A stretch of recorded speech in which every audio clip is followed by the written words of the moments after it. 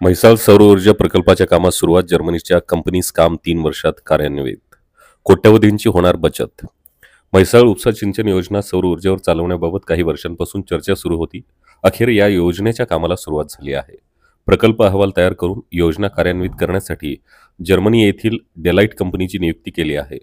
जलसंपदा विभागाच्या मदतीने 3 वर्षात हा प्रकल्प सुरू करून 5 वर्षानंतर तो जलसंपदाकडे हस्तांतरित करण्यात येणार आहे. संख तालुका जत येथे हा प्रकल्प उभारण्यात येणार आहे.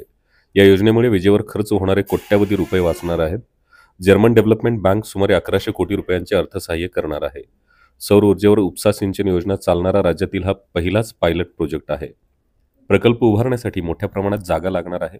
दुष्काळी भागातील भिवर्गी, पांडोझरी, बसाचीवाडी आणि संख या 4 ठिकाणचे प्रस्ताव देण्यात आले होते.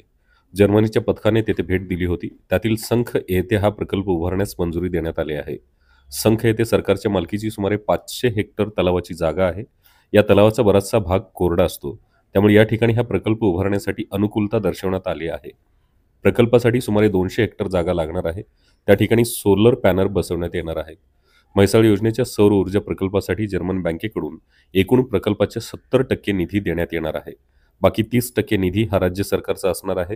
ही योजना पूर्ण क्षमतेने 25 वर्षे सुरू राहणार असून पहिल्या 5 वर्षातच योजनेचा खर्च निघणार.